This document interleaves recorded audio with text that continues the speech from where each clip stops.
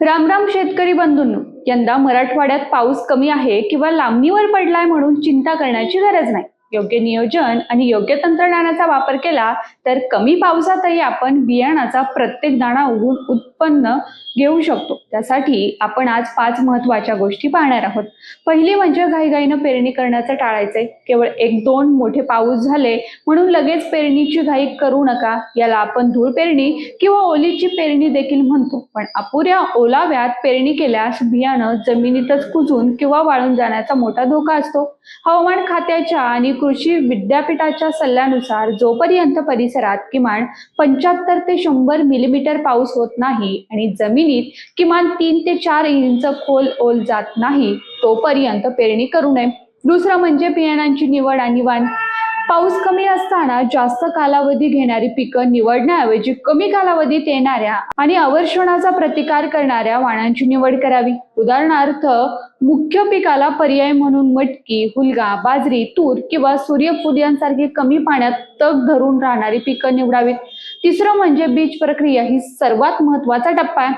कमी ओलाव्यात बियाणाची उगवण क्षमता वाढवण्यासाठी आणि त्याला रोगांपासून वाचवण्यासाठी बीज प्रक्रिया करणं अनिवार्य आहे. बुरशीनाशकाचा वापर देखील करायचा आहे.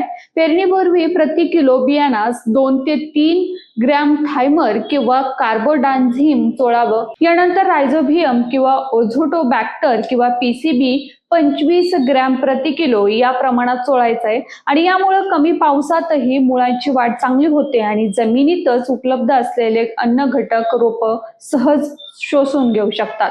चौथी म्हणजे पेरणीचे तंत्र आणि खोली. कमी पाऊस असताना बियाणं जास्त खोलीवर पेरल्यास वरच्या थरातील कडकपणामुळे मोड बाहेर येऊ शकत नाही आणि तसंच अगदी वरच्या थरात पेरल्यास ओलावा न मिळाल्यामुळे बियाणं देखील सुकतात. बियाणांची पेरणी साधारणपणे 3 ते 5 सेंटीमीटर खोलीवर असावी. जिथे नेमकी ओल उपलब्ध आहे तिथंच करावी. पेरणी करताना 2 ओळींतील अंतर थोडं जास्त ठेवल्यास पिकाला उपलब्ध पाण्याचा साठा दीर्घकाळ पुरतो. पाचवं म्हणजे आंतरिक पद्धती आणि उच्छादन. एकाच पिकावर अवलंबून न राहता आंतरिक पीक पद्धत वापरावी. उदाहरणार्थ बाजरी, तूर किंवा सोयाबीन. यामुळे पाऊस अत्यंत कमी झाला तरी एक पीक वाया गेलं तरी दुसरं पीक शेतकऱ्याच्या हाती पैशाच्या रूपात आधार देतं.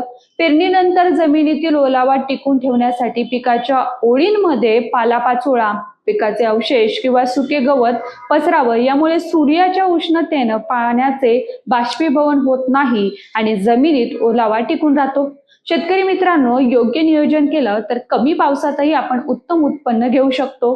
ही माहिती कशी वाटली कमेंटमध्ये नक्की सांगा आणि शेतकरी बांधवांसोबत हा व्हिडिओ आवर्जून शेअर करा. धन्यवाद.